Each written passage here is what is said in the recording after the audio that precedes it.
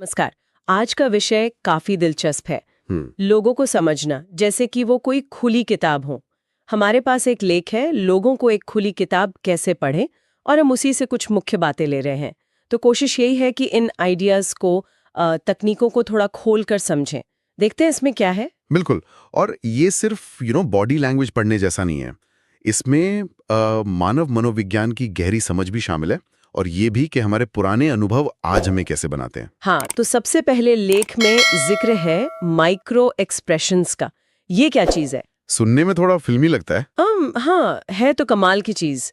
ये बहुत ही क्षणिक, मतलब चेहरे पर सिर्फ 1-2 सेकंड के लिए आने वाले भाव होते हैं, और अक्सर वो भावनाएं दिखा जाते हैं जिन्हें शायद इंसान छिपा रहा हो। ओ, 1-2 सेकंड। हाँ, और क्योंकि ये हमारे सचेत कंट्रोल में नहीं होते ज्यादातर, तो ये किसी की असली फीलिंग की एक झलक दे सकते हैं। हाँ, अनफिल्टर वाले। बिल्कुल अनफिल्टर्ड। बेशक इन्हें पकड़ने के लिए प्रैक्टिस चाहिए, और हमेशा कॉन्टेक्स्ट देखना जरूरी है। प्रैक्टिस तो चाहिए होगी। शायद इसीलिए लेख कहता है कि किसी एक इशारे पर नहीं, बल्कि शारीरिक हाव भाव के क्लस्टर, मतलब समूह पर ध्यान दें। सही, बिल्कुल सही कहा। देखिए, कोई एक जेस्चर, मान लीजिए कोई हाथ बांधकर खड़ा है, तो उसका मतलब हमेशा डिफेंसिव होना नहीं होता। हो सकता है उन्हें ठंड लग रही हो या बस आदत हो। हाँ, ये भी है। लेकिन जब आप कई चीजें एक साथ देखते हैं, जैसे हाथ बांधना, नजरें बचाना, थोड़ा पीछे हटना, तब एक ज्यादा भरोसेमंद तस्वीर बनती है ना? अच्छा। और इससे भी जरूरी है बेसलाइन समझना। मतलब कोई व्यक्ति आमतौर पर कैसा रहता है। बेसलाइन मतलब उनका नॉर्मल व्यवहार। हाँ, वो नॉर्मली कैसे बात करते हैं, कैसे बैठते हैं, उनके हाथ कितने चलते हैं। जब आप ये जानते हैं, तभी आप ये समझ पाएंगे कि अभी जो हो रहा है वो नॉर्मल से अलग है या नहीं। सही कहा। अब आते हैं थोड़े और दिलचस्प हिस्से पर, झूठ पकड़ना। लेख कहता है कि आंखें चुराना हमेशा झूठ बोलना नहीं होता।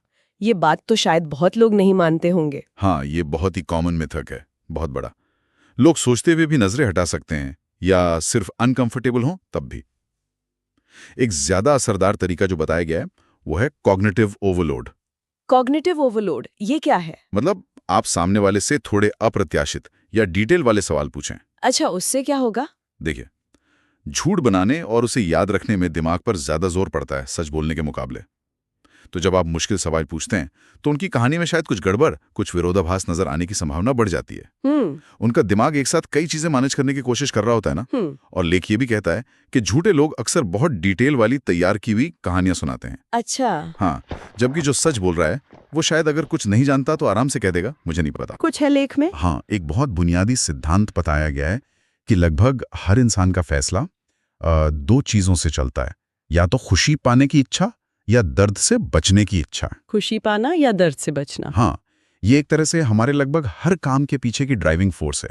इसे समझ लें तो दूसरों के एक्शन के पीछे का क्यों थोड़ा समझ आने लगता है। और व्यक्तित्व के प्रकार, जैसे वो बिग 5 या MBTI वाले टेस्ट होते हैं, उनका भी जिक्र है? हाँ, बिग 5 और MBTI जैसे मॉडल्स का जिक्र है।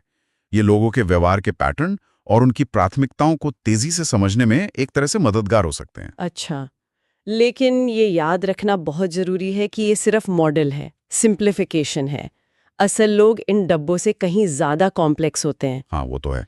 तो इन्हें बस एक शुरुआती गाइड समझे, किसी पर लेबल चिपकाने का तरीका नहीं। बिल्कुल। तो अगर हम इन सब चीजों को एक साथ देखें, माइक्रो एक्सप्रेशन, क्लस्टर, बेसलाइन समझना, झूठ पकड़ने की तकनीकें, प्रेरणाएं, तो निचोड़ क्या निकलता है? ये सब जानकर हम लोगों को बेहतर कैसे समझ सकते हैं? संक्षिप्त में कहूँ तो ये सारे टूल्स हमें जो दिख रहा है उसके पार देखने में मदद कर सकते हैं। मतलब गहरी प्रेरणाओं, भावनाओं, यहाँ तक कि जो कहा नहीं जा रहा उसे समझने में। ये इंसान के व्यवहार की जटिलता को समझने की एक खिड़की खोलते हैं। लेकिन यहाँ एक सोचने वाली बात भी है। एक गहरा सवाल उठता है। क्या? कि क्या इन तकनीकों का इस्तेमाल सिर्फ दूसरों को पढ़ने या उनका विश्लेषण करने के लिए ही होना चाहिए, या फिर क्या हम इनका इस्तेमाल ज्यादा गहरी सहानुभूति बनाने, बेहतर कम्युनिकेशन के लिए भी कर सकते हैं? हाँ, मतलब सिर्फ विश्लेषण नहीं, बल्कि कनेक्शन। बिल्कुल। शायद किसी के व्यवहार के पीछे का क्यों समझने की कोशिश करना, वो हमें सिर्फ एनालिसिस से आगे ले जाकर उनसे सही मायने में जुड़ने का एक ज्यादा सार्थक तरीका दे सकता है।